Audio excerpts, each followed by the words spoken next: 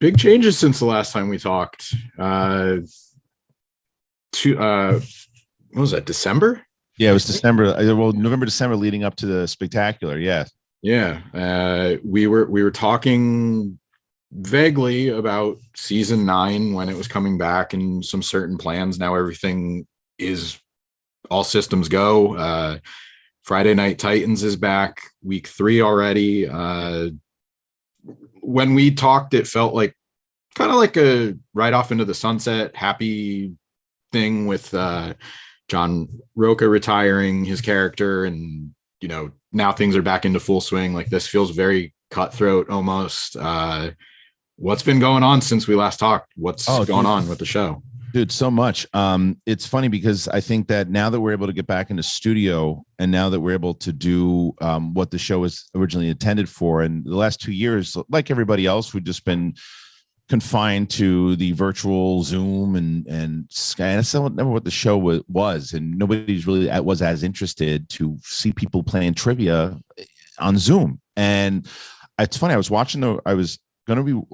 prepared to watch the Royal Rumble with my daughter this year. We were prepping up. We were getting the snacks ready and everything too. And I was laying in bed taking a nap before we were getting ready, and I started to think about it, and an idea popped into my head, and I said, I think I've been doing this show wrong for like 6 years. And what I meant by that was the way that we used to do it is we'd have the elements of storylines and characters that you would seen the little vignettes. If you tune into a match on Tuesday, you would find a part of a story, and then the same thing would happen then on Friday. But the problem is, if you didn't care enough about the competitors on Tuesday, you might miss a crucial scene because you didn't tune in for that. And I'm like, why am I making individual matches and relying on that when I'm not making Monday Night Raw, or I'm not making Dynamite? Why am I not doing that? And I was like, that's what we should be doing. We should really cater. Like when I first started doing it this way, it was catered like 50% sports entertainment, 50% sports. And then the last 2 years has been like 90% sports, 10% sports entertainment because of how confined we were. I'm like, the hell with that. I'm going 80% sports entertainment, 20% sports. And I'm going to really lean in on all the storylines and the high production and the big feel and the must watch television every week. And we've been doing that. And so that's where Friday Night Titans came from. And the audience has been responding. And it's why I wanted to talk to people like yourself, because I believe that, your audience, obviously, and the wrestling audience they're movie fans. They're big movie fans, and they don't know about this thing yet, and they need to. And that's why we're really leaning heavy in on Friday Night Titans. Yeah. As I mentioned, 2 episodes in, episode 3 premieres this Friday. You guys already had an analyst team, if you want to put it that way. But what element do you feel like you're missing the most about pro wrestling?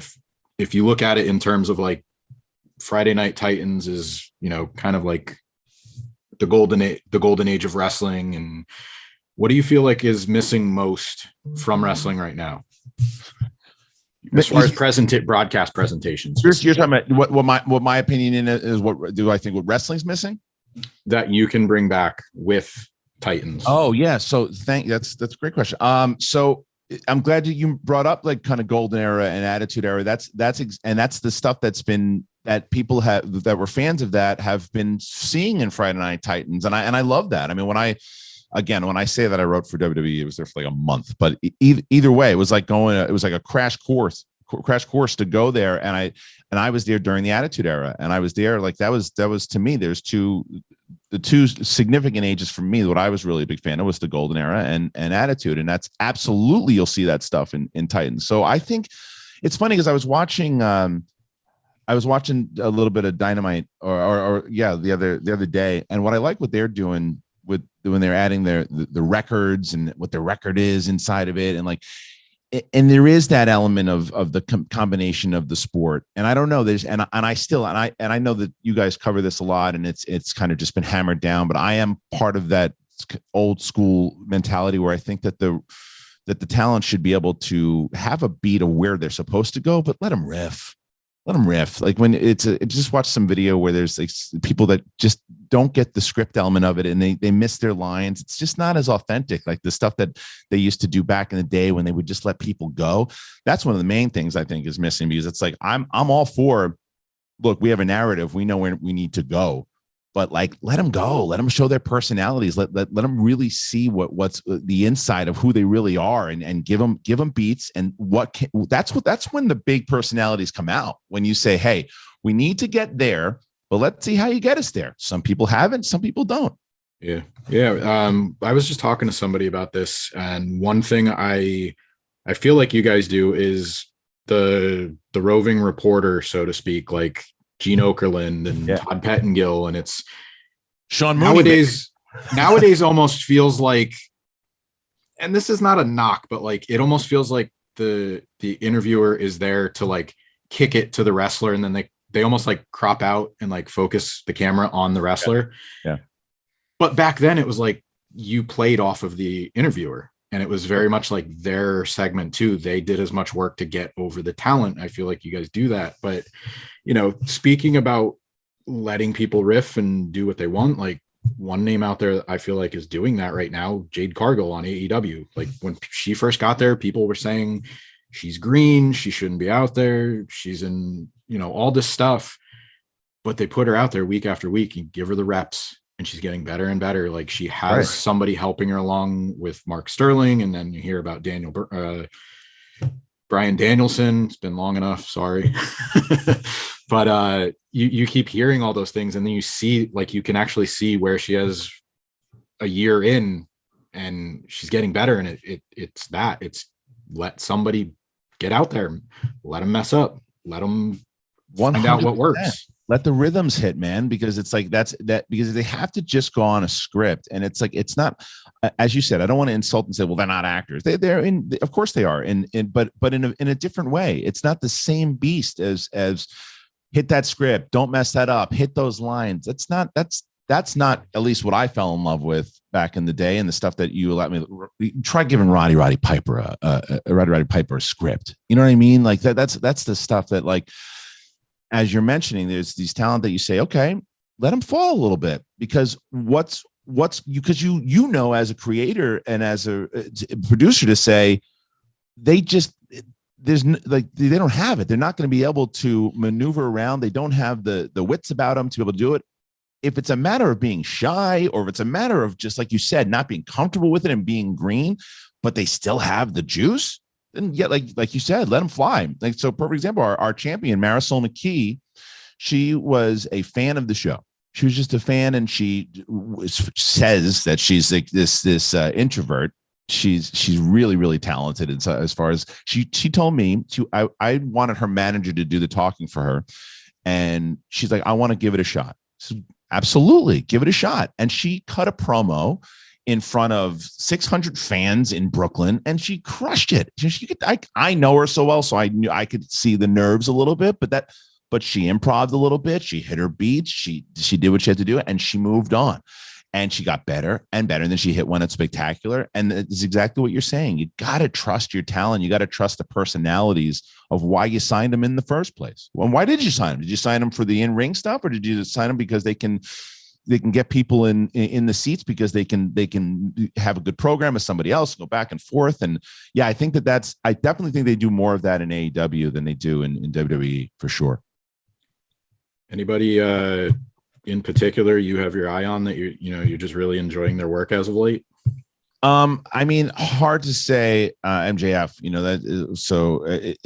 it's funny, because when they just got started, I've come around on in the fact that, like, because he sells his angle no matter where he is, no matter who. I've seen him cut promos on people like outside, because he's selling the angle. He's selling it from wherever he goes.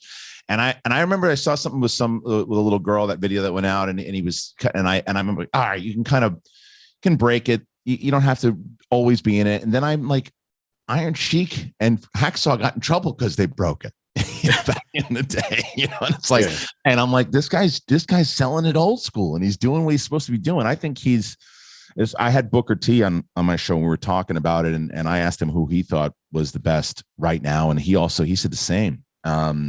Because that guy's just I mean, that stuff that he and CM Punk did in the back and forth, and the fact that they were able to just take the gloves off and just swing at each other and going off of what we just talked about, they did some pretty incredible stuff. Yeah, it's hard to argue. I'd probably say right now he's doing the best, not only of his career, but I don't think anybody can touch him on the mic right now. It's just there's something. He doesn't apologize for it, and he knows what beats to hit. No, he's got that thing. He just has that thing that like the really great stars have you want to watch him, and he knows, and he's the pure definition of what a heel should be. And it's not this stuff where it's the likable heel and trying to sell shirts. He wants you to hate his guts, and that's what he should be doing. And he's great at it. He's great at it.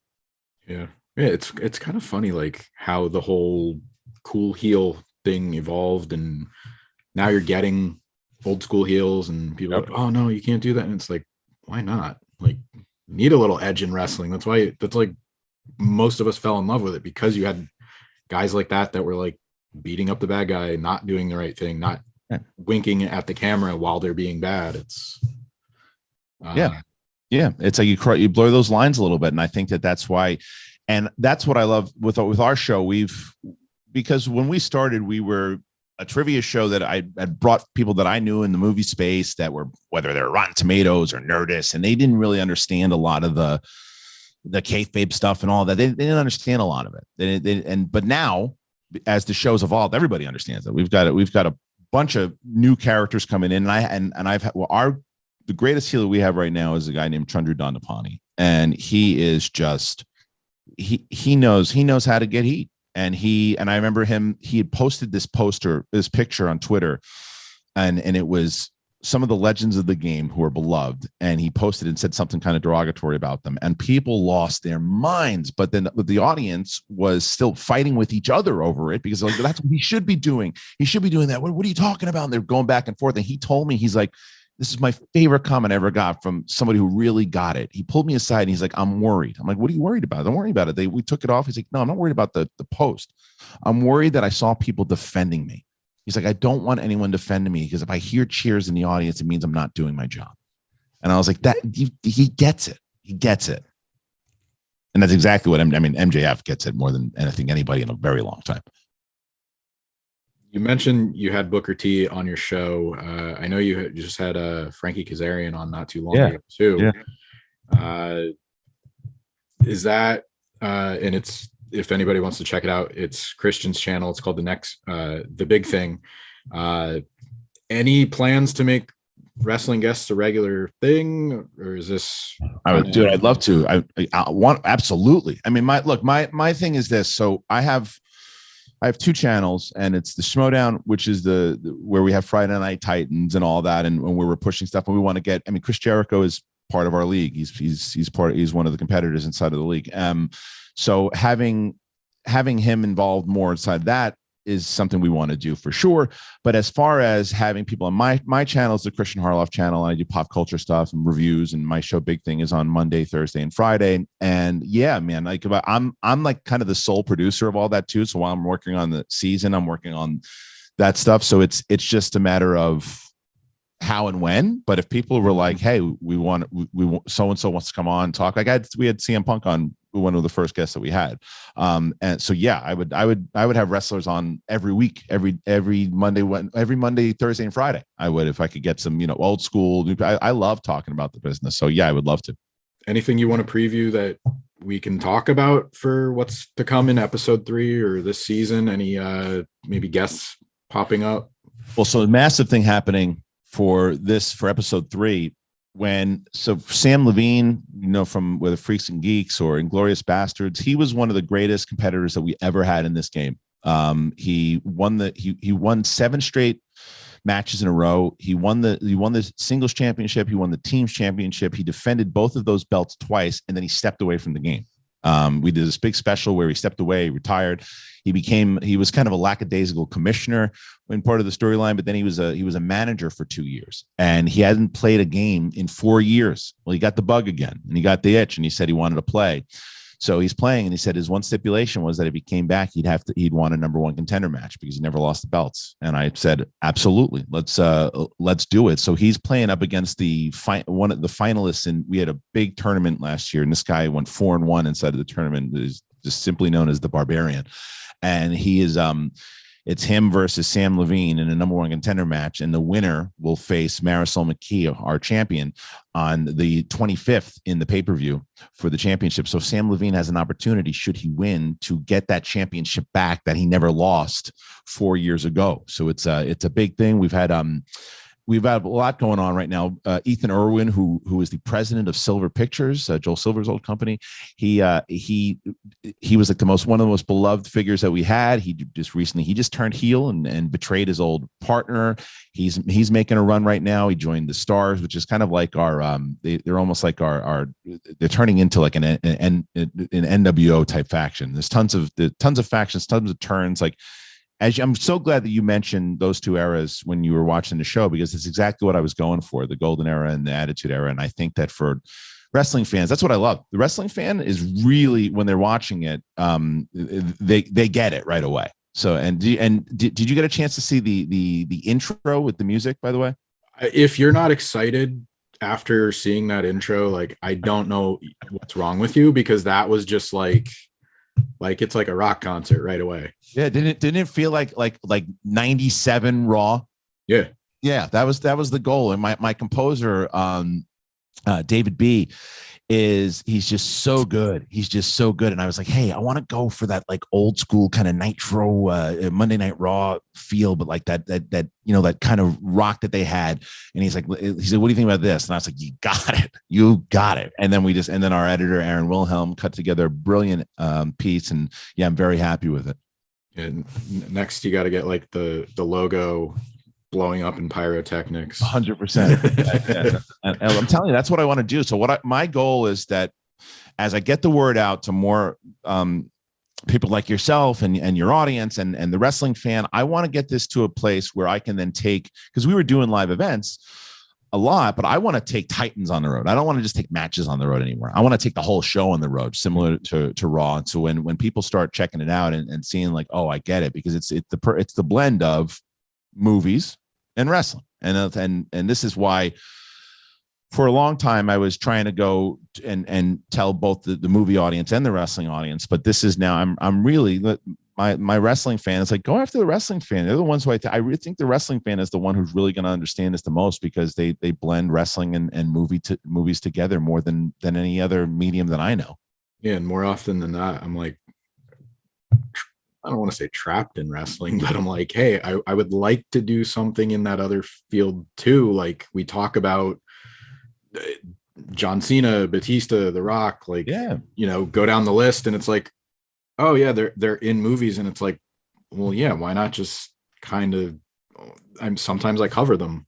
Like, yeah, that's not a wrestling movie, but right. And that's why I'm so glad that you've been watching, because I'd love to get your takes on it and to hear what you're saying about it, and to hear you the same way you kind of analyze the storylines that were going to happen in wrestling. I like to know that you are going to be able to do that for our thing is exciting for me, and it's also exciting for me to know that more people are going to start paying attention to that and start, like, I listen to all these after shows that they do for the Schmoedown, and people are saying, oh, they're going to join this faction, they're going to join this, and that person will turn on this person. I'm like, that's what I want. That's what it, because like the overall structure of it was set up by Vince and everything that he was done. But why does it just have to be the physical sport of wrestling, right? The structure, and you care enough about the characters, and you care enough about the game itself. If the game is interesting to you, then who gives a crap if it's whether or not it's if it's exciting, if the main part is always the wrestling, the main part is always the trivia.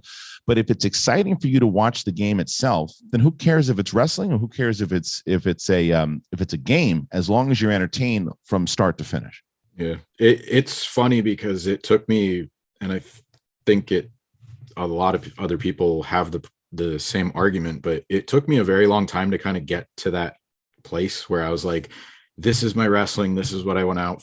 This is what I want from it. And if it's not that, then, you know, like, why is it here? And then there's like Vince, who's like never really wanted to be a wrestling company. It's an entertainment company. And now I'm just kind of like, okay, this is either entertaining or it's not. And whatever it is comes secondary. Am I enjoying it, or am I going to turn it off? And that's what it comes down to. And I do that with wrestling too now.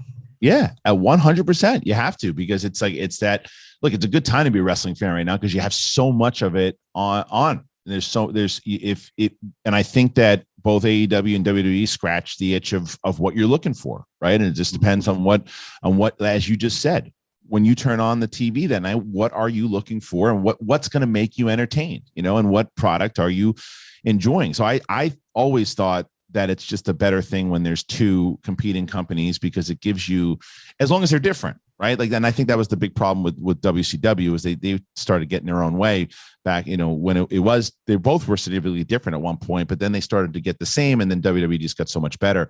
But AEW and WWE, watching it the other day, it's just, I don't know, I got excited watching AEW in a way I hadn't gotten excited about wrestling in a while. I mean, even when we saw oh shoot, I keep calling him Dean Ambrose. My God, help me out. Thank you, Moxley. And my head's fried. So when Moxley comes out, and he comes out to the Wild Thing music, like from Major League, I was like, oh man, they don't do this in WWE. I mean, that was incredible when he's coming out to the Wild Thing music, and the idea of like to do that, the old school kind of Ricky Vaughn mentality, and the way, and it was even like the match that I watched was when him and when they had just come out, and it looked like they were, and again, I don't know AEW as well, but it looked like it was the guys they were fighting were almost jobber-esque, right? And I like that they're doing that they're doing this kind of like, because I knew right away, I'm like, well, they're gonna win. Him and was it last week? Yeah. Okay, so yeah, the Workhorsemen. Yes, that's exactly right. JD Drake and Anthony Henry. So are they? I mean, are they any good? Yeah. Okay, they are good. But in AEW, that was their first match, so it was like. Okay. So then maybe not. Then jobber isn't the right term for it. Apologies, but it just, turning it on, I knew right away who was going to win, and I liked that. I liked that idea, because I remember when I used to watch like Saturday mornings in the Golden Era, I'm like, okay, they're just setting up the Warrior here to beat this guy up and to build it up to the pay-per-view, which is what they would do. And like, because I just think when you give too many of the high profile matches right away on the big shows, it just takes away from the specialty of what the pay-per-views do. And I think that's what AEW has been doing very well.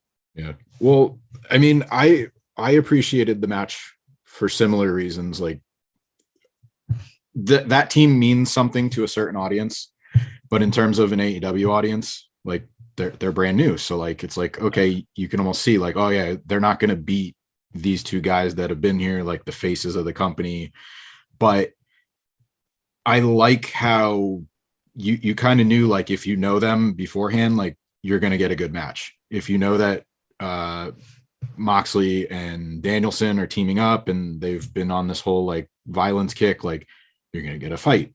Right. Either way, it's going to be entertaining. So even if it's a one-sided decision, you're still going to be entertained. Like, well, that's a great point, because like I said, like I did not know, I was not familiar with those guys, and I was going off the old school kind of mentality of how it's set up, and it was a good fight, and it was a good match, and it was, and they did, like I said, I knew who was going to win, but it wasn't one of these, it wasn't a squash, and it was a fun match, and I kept watching, because my story with wrestling is very different from people who are rather, checking this out right now, or the hardcores. Like I was, and I think we mentioned this last time, I was like a hardcore wrestling fan during the Golden Era and during the Attitude Era. And then that's ultimately when I started writing there. And after I started writing there, I stopped watching for a long time. And I left, and I didn't watch for years upon years. I'm talking maybe 15 years, whatever it was. And when I started the Schmoedown, I started watching the WWE Network for research, and started getting into it again, but then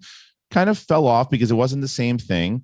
But then when AEW was announced, I was like, I got to make sure that because this is kind of the idea of what I think wrestling should kind of maneuver towards.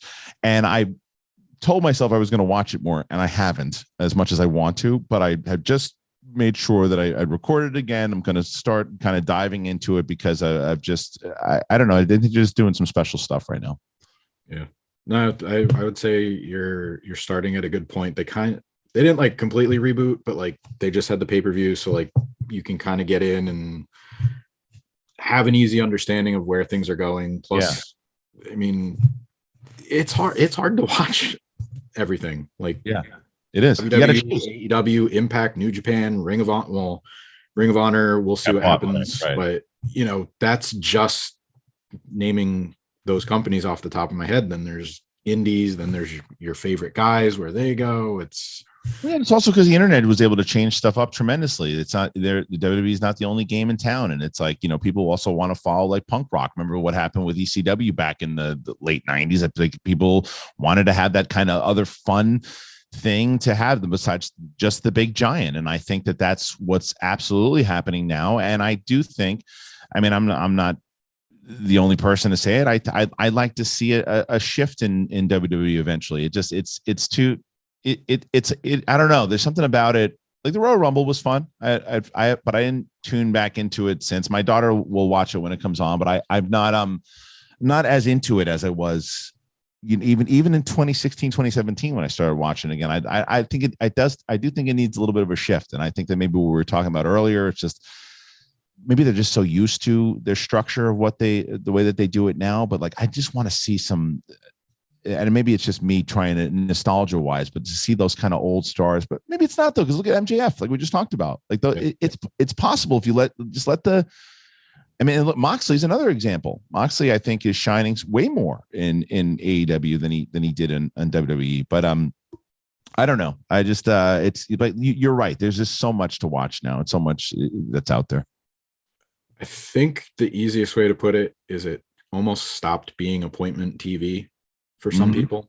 Yeah. And I would say if you haven't been able to, maybe check out NXT 2.0, because that's the closest thing to like that early 90s, like I'm going to say like 1991, 1992, like era WWF. And it's not attitude, and it's like not completely on the nose, but it's there. It's like dipping your toe into the water a little bit. So yeah.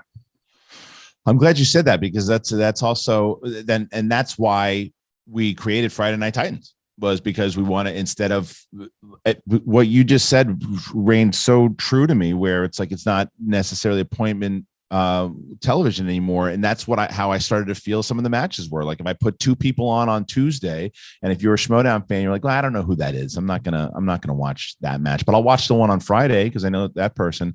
I'm like, I want you to watch all of it, and I want you to want to watch all of it. And by creating that hour and a half, 2 hour show on Friday Night Titans, it's exactly that. It's combining all of those moments and the things I loved about wrestling when I was a kid.